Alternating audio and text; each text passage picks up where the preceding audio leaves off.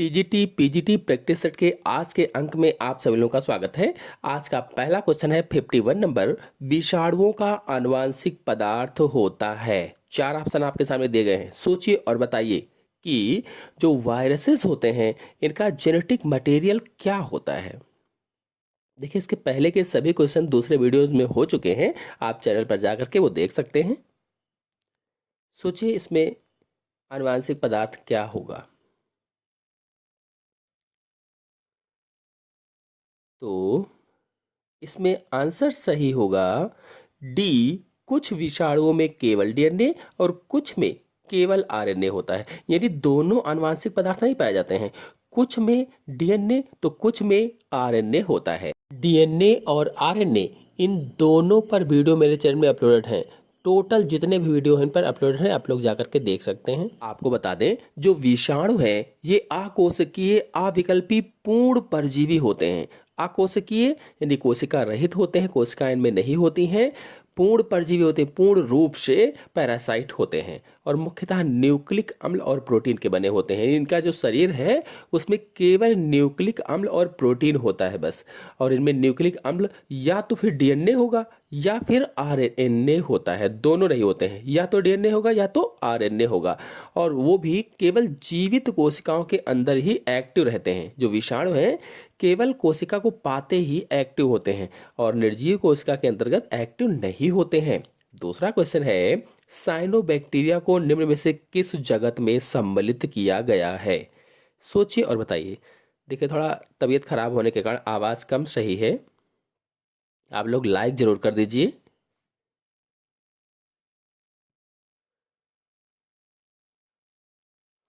Cyanobacteria को निम्न में से किस जगत में रखा गया है, पूछा गया है। 52 नंबर क्वेश्चन है। तो देखिए, जो साइनोबैक्टीरिया है ये प्रोकैरियोट्स जीव होते हैं और सभी प्रोकैरियोटिक जीवों को जगत मोनेरा में रखा गया है। जगत मोनेरा, जैसे नीलहरित शैवाल है, जीवाणु है, ये सब इसी के अंतर्गत आते हैं। तो इसमें पहला ऑप्शन से होगा मोनेरा। नेक्स्ट क्वेश्चन है, मेंडल ने पाया कि कुछ लक्षण स्वतंत्र अभ्युवन नहीं करते हैं। उत्तरकालीन शोधकर्ताओं ने पाया कि इसका कारण, मतलब ये हुआ कि मेंडल के ने पाया ये कि कुछ लक्षण जो होते हैं वो स्वतंत्र अभ्युवन नियम का पालन नहीं करते। तो इसका कारण क्या है, जो शोधकर्ता थे इसका कारण क्या बताए हैं।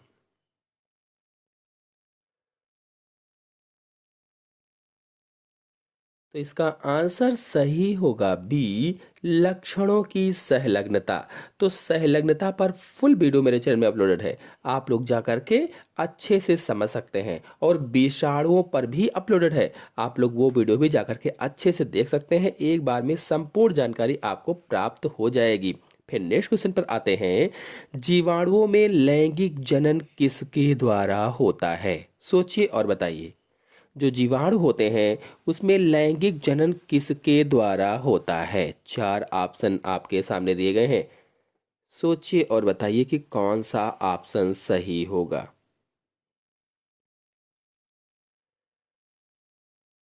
देखिए, आप लोग लाइक जरूर कीजिए। थोड़ा तबीयत खराब होने की वजह से आवाज़ खराब है, फिर भी वीडियो बनाया गया। तो इसका आंसर सही होगा, जीवाणुओं में लैंगिक जनन या आनुवांशिक पुनर्संयोजन यानी जेनेटिक रिकॉम्बिनेशन और रूपांतरण यानी ट्रांसफॉर्मेशन जीन वहन तथा संयुग्मन अर्थात कॉन्जुगेशन के द्वारा होता है। यानी जितने भी जीवाणु होते हैं इनमें जो सेक्सुअल रिप्रोडक्शन होता है वो जेनेटिक रिकॉम्बिनेशन या ट्रांसफॉर्मेशन या ट्रांसडक्शन या कॉन्जुगेशन के द्वारा होता है। तो इसका आंसर सही होगा बी, रूपांतरण।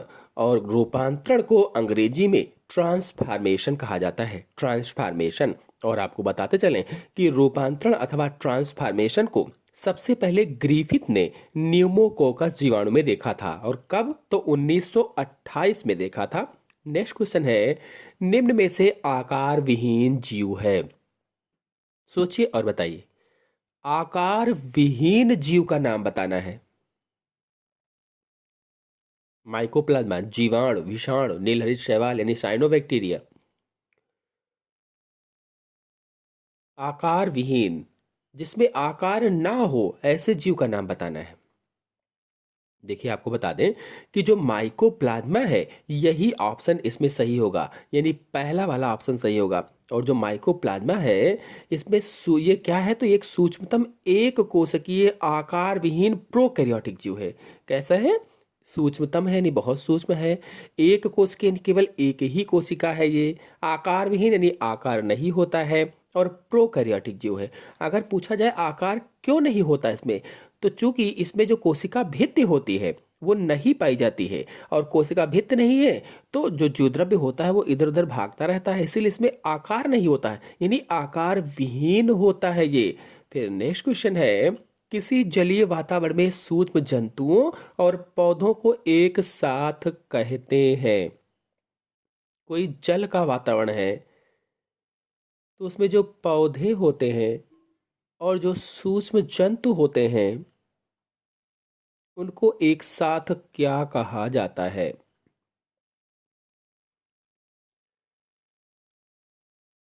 तो इसमें आंसर सही होगा डी, प्लवक कहा जाता है, प्लवक। और आपको बताते चलें, ऐसे सूक्ष्म जीव जो प्लवित, प्लवित का क्या होता है? फोल्टिंग। प्लवित क्या है? तो फोल्टिंग होता है। प्लवित अवस्था में जीवन व्यतीत करते हैं वह सूक्ष्म जीव जो प्लवित अवस्था में जीवन अपना व्यतीत करते हैं, रहते हैं, और उनकी गति लहरों पर निर्भर करती है, प्लवक कहलाते हैं। जो लहरें आती हैं पानी में, अगर उन पर वे जीवन व्यतीत कर रहे हैं तो उनकी क्या कहा जाता है? उन्हें प्लवक कहा जाता है। और ये सूक्ष्म पादक प्लवक तथा सूक्ष्म प्राणी प्लवक होते हैं। नेक्स्ट क्वेश्चन है, कोशिका सिद्धांत प्रस्तावित किया था। कोशिका सिद्धांत किसने प्रतिपादित किया था? सोचिए और बताइए। वीडियो को लाइक और शेयर जरूर कीजिए। और अगर आप लोग कोशिका सिद्धांत पर वीडियो देखना चाहते हैं तो चैनल में अपलोडेड है, कोशिका अथवा सेल पर संपूर्ण वीडियो अपलोडेड है। आप लोग जाकर के अच्छे से समझ सकते हैं, देख सकते हैं। फाइलम पर भी सभी वीडियो अपलोडेड है, आप लोग जाकर के देख सकते हैं। लगभग 1000 से अधिक वीडियो हमारे चैनल में अपलोडेड है। आप लोग जाकर के जो इच्छा है, जो आपके कोर्स में है, वो आप देख सकते हैं। तो इसका आंसर सही होगा ए, स्लाइडेन तथा स्वान ने कोशिका सिद्धांत प्रस्तुत किया था। यानी जो कोशिका सिद्धांत है ये जर्मनी के वैज्ञानिक मैथियास स्लाइडेन, इनका पूरा नाम क्या था? Matthias Schleiden.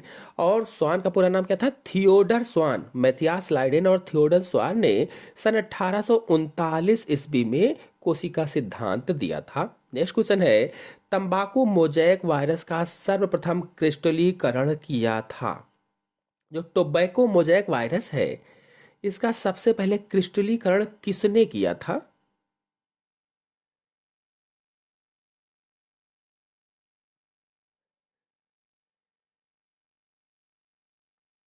Stanley, Louis Pasteur, Edward Jenner, Andre Lwoff. तो इसका आंसर सही होगा पहला, WR स्टैनले। और स्टैनले मिलर का प्रयोग हमारे चैनल में अपलोडेड है, आप लोग वहां से इसको अच्छे से समझ सकते हैं। ये अमेरिका के वैज्ञानिक थे और इनका नाम स्टैनले था। इन्होंने सन 1935 में तंबाकू के मोजैक विषाणु का, यानी टोबैको मोजैक वायरस का, TMV का, शॉर्टकट में क्या कहेंगे, TMV का क्रिस्टलीकरण किया था। और इसीलिए उन्हें नोबेल पुरस्कार भी दिया गया था। नेक्स्ट क्वेश्चन है, गाल्जी काय का मुख्य कार्य होता है।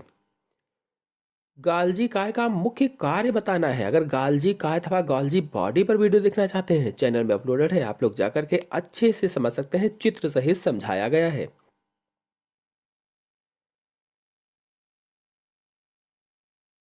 तो इसका आंसर सही होगा पहला, स्थानांतरण। आपको बता दें कि गाल्जी का अथवा गाल्जी बॉडी का जो मुख्य कार्य होता है वो श्रावण करना होता है, और यह कार्बोहाइड्रेट को प्रोटीन तथा लिपिड से जोड़कर ग्लाइकोप्रोटीन और ग्लाइकोलिपिड का निर्माण करता है। ग्लाइकोप्रोटीन और ग्लाइकोलिपिड का। और यह पदार्थ स्टोरेज, पैकेजिंग और स्थानांतरण का कार्य करती है। जो पदार्थ होता है ये पदार्थों का क्या करती है? संचय करती है। और संचय करना यानी कि स्टोरेज करना, और संवेष्टन करना यानी पैकेजिंग करना, और स्थानांतरण करना, ये कार्य करती है। तो पहला ऑप्शन सही हो जाएगा। अगला क्वेश्चन है, अर्धसूत्री विभाजन के बाद निर्मित 4 संतति कोशिकाएं होती हैं। अर्धसूत्री विभाजन के बाद बनी 4 संतति कोशिकाएं आनुवांशिक रूप से एक जैसी होती हैं कि आनुवांशिक रूप से भिन्न होती हैं कि बिना नाभिकीय होती हैं कि बहुनाभिकीय होती हैं? सोचिए और दिमाग लगाकर जल्दी से इसका आंसर चैट बॉक्स में दीजिए। तो देखिए, जो अर्धसूत्री विभाजन होता है, अर्धसूत्री विभाजन की पैचिटिन अवस्था में, जो पैचिटिन अवस्था होती है, इसमें गुणसूत्रों का विनिमय होता है, यानी गुणसूत्रों में क्रॉसिंग ओवर होता है। और जब क्रॉसिंग ओवर होता है तो जेनेटिक मटेरियल की अदला बदली हो जाती है, और अदला बदली हो जाएगी तो क्या हो जाएगा? आनुवांशिक रूप से भिन्न हो जाएगा। इसीलिए इसमें ऑप्शन सही होगा बी, आनुवांशिक रूप से भिन्न। और अर्धसूत्री विभाजन के बाद जो 4 संतति कोशिकाएं बनेंगी वो कैसे होंगी? भिन्न होंगी, यानी आनुवांशिकी भिन्न हो। नेक्स्ट क्वेश्चन है, निम्न में से पोषक तत्व वर्ग सूक्ष्म तत्व के रूप में पौधों के बढ़ने में काम आते हैं? ऐसे कौन से पोषक तत्व वर्ग हैं जो सूक्ष्म तत्व के रूप में पौधों के बढ़ने में काम आते हैं?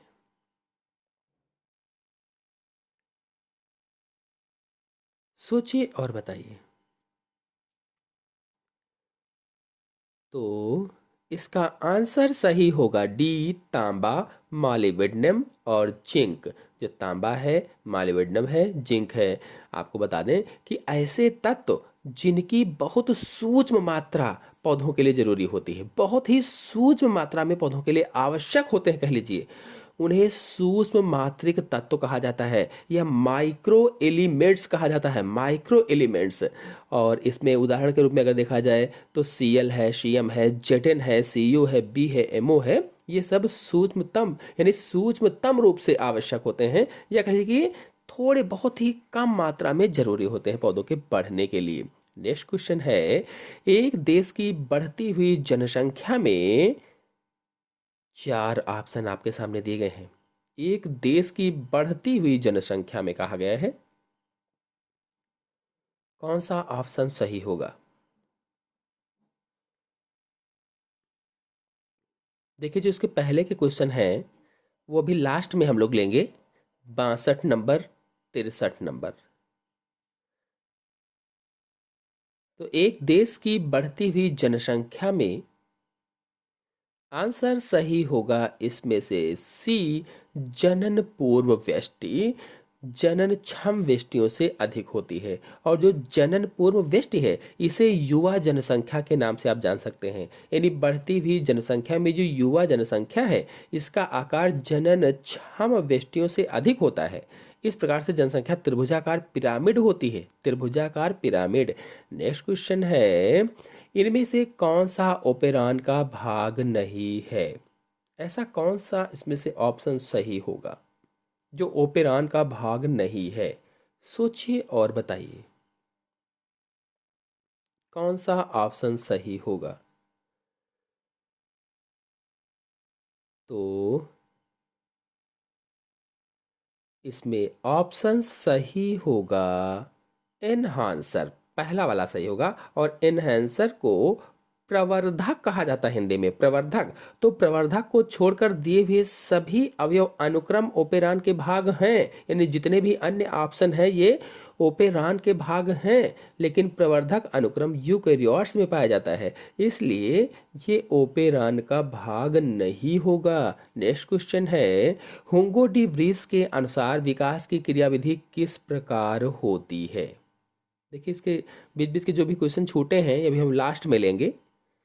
हुंगो डी व्रीस के अनुसार विकास की क्रियाविधि किस प्रकार की होती है? सोचिए और बताइए कौन सा ऑप्शन इसमें सही होगा। ये जो हुंगो डी व्रीस हैं, इन्होंने जैव विकास में उत्परिवर्तन का सिद्धांत दिया था। अगर आप उत्परिवर्तन का सिद्धांत देखना चाहते हैं, लैमार्कवाद का सिद्धांत देखना चाहते हैं, डार्विनवाद का सिद्धांत, जितने भी सिद्धांत हैं जैव विकास के, सारे मेरे चैनल में अपलोडेड हैं। आप लोग चाहें तो जाकर के देख सकते हैं। और इसमें आंसर सही होगा बी, सॉल्टेशन, सॉल्टेशन। और हुंगो डी व्रीस के अनुसार विकास की क्रिया विधि जो होती है, जो मैकेनिज्म होती है, वो सॉल्टेशन ही होती है। नेक्स्ट क्वेश्चन है, निम्नलिखित में से कौन सी जठर कोशिकाएं अप्रत्यक्ष रूप से रक्ताणु उत्पत्ति में मदद करती हैं? सोचिए और बताइए।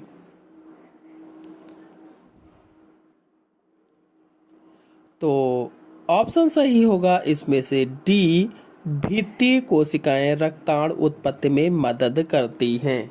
आपको बता दें कि भित्तीय कोशिकाएं हाइड्रोक्लोरिक अम्ल और क्रिस्टल आंतरिक कारक का स्रावण करती हैं। हाइड्रोक्लोरिक अम्ल और क्रिस्टल या क्रिस्टल आंतरिक कारक का स्रावण करती हैं। और जो श्लेष्मा कोशिकाएं हैं और गॉबलेट कोशिकाएं हैं, ये श्लेष्म जो आमाशय की परत बनाता है इसको स्रावित करती हैं। जो श्लेष्म होता है आमाशय की परत बनाता है उसे स्रावित करती हैं और इसे आमाशय में उपस्थित अम्ल से बचाती भी हैं। और जो मुख्य कोशिकाएं होती हैं ये जठरीय पाचक एंजाइम जैसे प्रो एंजाइम और जाइमोजन का स्रावण करती हैं। मुख्य कोशिकाएं किसका स्रावण करती हैं? जठरीय पाचन एंजाइम और जैसे प्रो एंजाइम है, जाइमोजन है, इनका श्रावण करती हैं। नेक्स्ट क्वेश्चन है, स्मैक नामक ड्रग पोस्ता के किस भाग से प्राप्त होती है? सोचिए और बताइए। जो लोग ग्रामीण एरिया से हैं उनको आता होगा ये क्वेश्चन, तुरंत बता लेंगे। फिलहाल जो शहरी एरिया से हैं वो भी पढ़े होंगे, बता लेंगे। तो सोचिए और बताइए इसमें कौन सा ऑप्शन सही होगा। स्मैक नामक ड्रग पोस्ता पौधे के किस भाग से प्राप्त होती है? जो पोस्ते का पौधा होता है उसके किस भाग से प्राप्त होती है? तो आपको बता दें इसमें ऑप्शन सही होगा बी, स्मैक नामक जो ड्रग है ये पोस्ता पौधे के पेपावर सोमनिफेरम के लैटेक्स से प्राप्त होती है। लैटेक्स से मिलती है और यह सफेद क्रिस्टलीकृत गंधहीन कड़वा यौगिक है। गंधहीन होता है, कड़वा यौगिक है और अवसादक के रूप में कार्य करता है और शरीर की क्रियाविधि को धीमा भी कर देता है, कार्य करने की क्षमता को धीमा भी कर देता है। नेक्स्ट क्वेश्चन है, एक जीन के कोडिंग रज्जु का क्रम AGGT ATCGCAT है, उसके द्वारा अनुलेखित mRNA का संबंधित क्रम क्या होगा? सोचिए और बताइए कौन सा ऑप्शन सही होगा। यदि आप लोग डीएनए पर किसी भी तरीके का वीडियो देखना चाहते हैं तो चैनल में सारे वीडियो डीएनए पर अपलोडेड है, आप लोग जाकर के देख सकते हैं, समझ सकते हैं। तो इसका आंसर सही होगा सी, AGGU AU CGCAU। देखिए जहां पर टी था वहां पर यू हो गया है। तो हम सभी लोग जानते हैं कि जो आरएनए होता है उसमें यूरेसिल पाया जाता है, नाइट्रोजन बेस, जबकि डीएनए में थायमिन। तो डीएनए में थायमिन होता है और थायमिन की जगह पर आरएनए में यूरेसिल पाया जाता है, इसलिए ऑप्शन सही होगा सी वाला। नेक्स्ट क्वेश्चन है, निम्नलिखित में से कौन एक तने का रूपांतरण नहीं है? इनमें से कौन सा ऐसा है जो तने का रूपांतरण नहीं है, यह बताना है।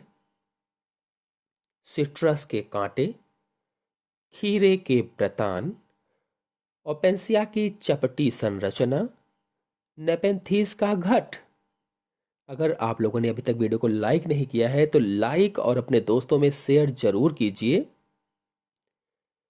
तो इसका आंसर सही होगा डी, नेपेंथीस का घट। और अगर नेपेंथीस के घट पर वीडियो देखना चाहते हैं या कीड़भच्छी पौधे के किसी भी वीडियो को देखना चाहते हैं तो चैनल में अपलोडेड है, आप लोग जाकर के देख सकते हैं। बता दें कि नेपेंथीस का घट तने का रूपांतरण ना होकर पत्ती का रूपांतरण होता है, पत्ती का। नेक्स्ट क्वेश्चन है, निम्नलिखित में से कौन सी संरचना यकृतविन्यास की वाहिनी के ग्रहणी में खुलने वाले रंध्र की देखभाल करती है? सोचिए और बताइए।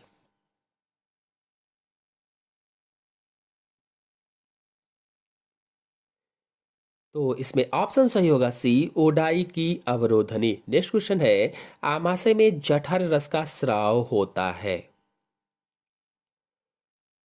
किससे होता है? भित्ति कोशिकाओं से, पैक्टिक कोशिकाओं से, अम्ल कोशिकाओं से, गैस्ट्रिन का स्राव करने वाली कोशिकाओं से। आमाशय में जठर रस का स्राव किससे होता है? सोचिए और बताइए। आपको बता दें, आमाशय में जठर रस जो होता है उसे HCl भी आप कह सकते हैं, HCl, और इसका स्रावण जठर ग्रंथियों के भित्तीय कोशिकाओं से होता है और भित्तीय कोशिकाओं को पेराइटल सेल्स कहा जाता है। यानी आमाशय में जठर रस का स्रावण भित्तीय कोशिकाओं या पेराइटल सेल्स से होता है और उदर में इस भोजन का अम्लीय माध्यम में प्रोटियोलिटिक एंजाइम के कारण बनता है। उधर जो होता है, उधर में भोजन का अम्लीय माध्यम में प्रोटियोलिटिक एंजाइम के कारण ये बनता है। फिर नेक्स्ट क्वेश्चन है, स्तनधारियों में कौन सी रुधिर वाहिका सामान्यतः सबसे अधिक यूरिया का वहन करती है? कौन सी रुधिर वाहिका है जो सबसे अधिक यूरिया का वहन करती है? तो इसमें ऑप्शन सही होगा बी, यकृत सिरा। और आपको बता दें कि स्तनधारी होते हैं, इसमें यकृत सिरा ही रुधिर वाहिका सामान्यतः सबसे अधिक यूरिया का वहन करती है। अगर प्रश्न पूछ लिया जाए सबसे कम, तो जो वृक्क सिरा है, जो वृक्क सिरा है, ये सबसे कम, क्योंकि यूरिया का निर्माण यकृत में ही होता है, इसलिए वहां पर सबसे अधिक, और वृक्क सिरा में सबसे कम होता है। नेक्स्ट क्वेश्चन है, इकोसिस्टम अथवा हिंदी में कहें तो पारितंत्र शब्द सबसे पहले किसने दिया था? पारितंत्र शब्द का प्रयोग सबसे पहले किसने दिया था? तो इसमें आंसर से होगा पहला, A.G. टांसले ने दिया था। आपको बता दें, इकोसिस्टम शब्द का प्रयोग सबसे पहले A.G. टांसले ने सन 1935 ईस्वी में दिया था। और पारितंत्र पर वीडियो देखने के लिए मेरे चैनल से आप लोग जा करके अच्छे से समझ सकते हैं। जो पारितंत्र होता है यह सजीव और उनके भौतिक वातावरण से मिलकर बना होता है। नेक्स्ट क्वेश्चन है, लैक प्रचालन के अभिव्यक्ति के लिए निम्नलिखित में से कौन एक प्रेरक के रूप में कार्य करने के लिए आवश्यक होगा? सोचिए और बताइए। तो ऑप्शन सही होगा इसमें से बी, लैक्टोज होगा, लैक्टोज। नेक्स्ट क्वेश्चन अब बड़े वाले लेते हैं, 62 नंबर जो छोड़ दिया गया था। स्तंभ फर्स्ट में दी गई मदों का स्तंभ सेकंड की मदों से मिलान कीजिए और नीचे दिए विकल्पों में से सही विकल्प का चयन कीजिए। ये क्वेश्चन छूट गए थे कुछ, मैंने बताया था अभी बाद में लेंगे। सोचिए और बताइए कि इसमें से कौन सा ऑप्शन सही होगा।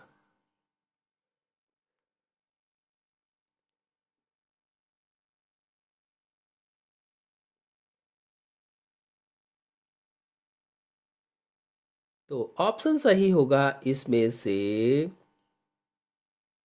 पहला वाला। नेक्स्ट क्वेश्चन पर आते हैं, स्तंभ 1 में दी गई मदों का स्तंभ सेकंड की मदों से मिलान कीजिए और नीचे दिए गए विकल्पों में से सही विकल्प का चयन कीजिए। अब इसमें मिलान करके आपको बताना है कि कौन सा विकल्प सही है। 63 नंबर क्वेश्चन है।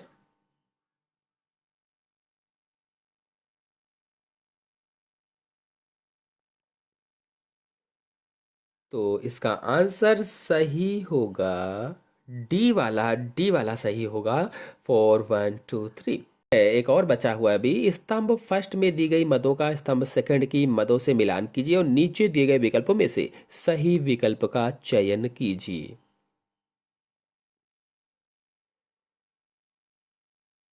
सोचिए और बताइए। 67 नंबर क्वेश्चन है ये।